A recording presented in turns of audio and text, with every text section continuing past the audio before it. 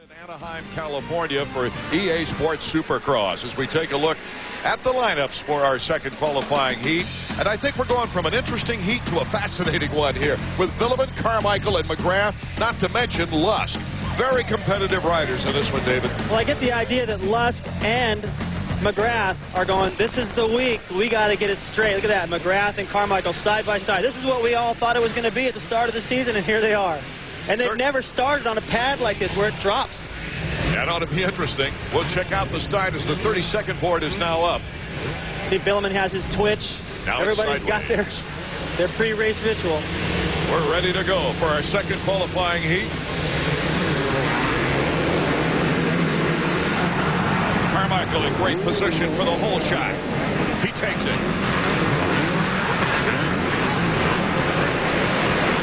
Sebastian Waugh. Jean-Sebastian Waugh right in there in second place, number 40. Going down was Jason Wood, number 205. But Jeremy McGrath is right there in second place. Might we have a battle with Carmichael coming up? Well, we'll find out. And to make it even better, Villeman just got into third around Waugh. And Carmichael had a little trouble in the first practice. Jeremy seemed to think that he won that practice session this afternoon. Carmichael went back out. Villeman looks like he has a lot more aggressive moves in him now in qualifying than he did in the last couple of races. Well, he needs to prove to these guys, hey, I'm the points leader. And let me tell you why. Let me show you some speed. McGrath has made a bad choice right there. He lost time on Carmichael and opened the door for Villeman almost. So the battle for second place is on. Ezra Lusk is in fourth, and the top four qualify. Oh, Carmichael made a mistake. This is what Jeremy needs to do, pressure Carmichael. I don't think Carmichael, after the second practice session, he went out and kind of squared things up with McGrath. Got the fastest lap, he thought, but it was actually Villeman who had the fastest lap. So all three of these guys are within tenths of a second of each other, and they're all trying to establish a mental edge right now.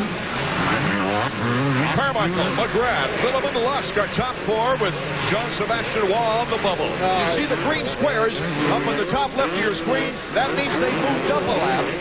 Nick Way moving back with the red square. Now watch what McGrath has to do in this corner. He's going to have to protect the inside because Villeman's coming in.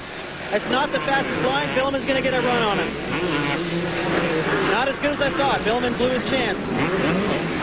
Despite the fact that these guys have almost already qualified, boy, they got a great winning spirit. Love the track design. You see the difference in lines? Carmichael jumping up onto that plateau. Jeremy riding up on it and jumping off. And he's keeping Villeman back there. He got a little gap. And if he can close on Carmichael, that'll mess with Carmichael's confidence just a little bit. I don't think he's worried about Jeremy. But Jeremy's hanging right with Ricky Carmichael and David Villeman in third. They're pulling away from Ezra Lusk a little bit in fourth. Another difference in lines right there. Carmichael going wide and tripling that section. Jeremy just going to the inside, double-double. Watch Villeman. Triple. Triple again. Closes on Jeremy, and now Jeremy's got to protect the inside with next right-hander. And he's losing time. Every time he has to take that inside, he loses time to Carmichael. Seems to be able to get that little bit of the gap that he loses there. He seems to be able to get that back. But it's given Carmichael the opportunity to run whatever line he wants out front. He's starting to inch away now. Carmichael has won 3 out of the 4 qualifying heats he's been in this year. The only one he didn't win was the second race here at Anaheim, when he had to go to the semifinal round. Jeremy McGrath, number 2, looks a lot more loose on the bike tonight. Well, I think this is the first week that he really feels like he can race. Get up there and race these guys. All the other ones have been so clouded with all kinds of negative stuff, and I might pump up. Oh, here comes Villeman. Villeman not quite close enough to make the block pass as they go over with less than 4 laps to go now. There goes Villeman. He finally got that edge. Well, maybe not. Jeremy's not playing around tonight. He is fighting for it. McGrath cuts in on the whoops. Villeman takes the wide route.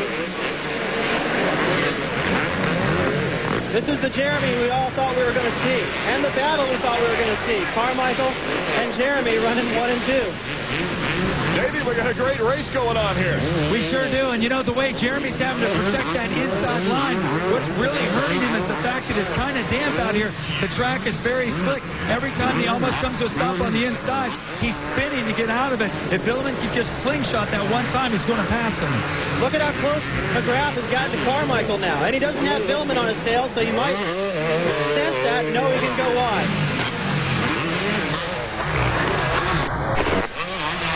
Maybe a better idea. Almost got the edge on Carmichael. The crowd is going crazy. They're on their feet. Might have been a better idea to show Carmichael a wheel. Look at this.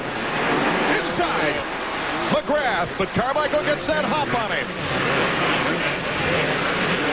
Jeremy's been jumping into that corner. If he could have somehow steered clear of Carmichael enough to jump that, well, he'd have been all over him. Carmichael got that gap back, and here comes Villeman. What a great race. Oh, this is the kind of action we expected at the beginning of the year between the defending champion and the former 7-time champion. And Ezra Lutz back there in fourth going, man, I needed to pick it up in the main event, and these guys have just left him now. Look at Ricky, goes wide to Triple A. Villeman wasn't able to take that line, so couldn't capitalize on Jeremy that time. 2 laps to go from this fantastic qualifying round. Ricky Carmichael, McGrath, Villeman, and Lusk still in qualifying position. There's Chad Watts, Carmichael's mechanic, and Skip standing right next to each other. I wonder what goes through those guys' heads when they're standing next to each other. They want to win. It's like they're out there riding that bike. I would think it'd almost be worse on the mechanics, not being able to have any control after they've prepared the bike. It's a lot worse. Like somebody else driving the car too fast. You're in the passenger side going, come on. Carmichael now with an edge on McGrath. But can he pull up with 2 laps to go? The white flag will be out next time around. Carmichael approaches the finish line jump. He's got the white flag. 1 lap to go. And they're going to have a couple of lapped riders. That could make things interesting. Carmichael getting that gap back again. They're pretty spread out right now. Ricky getting sideways. Those Hondas hook up. Or I should say, they don't hook up. They're so fast, you got to be a little bit more careful with the throttle. Yamahas, for some reason, that's the one thing those things have always done so well is hook up. And Villeman is so good at finding traction, I don't think he ever even spins the tire. So now they're pretty spread apart, but in the whoops, McGrath has picked up just a little bit, just as we said it. Villeman, though, a big gap to third now. Well, Carmichael's got the fastest lap in the race so far, 56 laps. Jeremy at 56.1. And the checkers for Jeremy McGrath.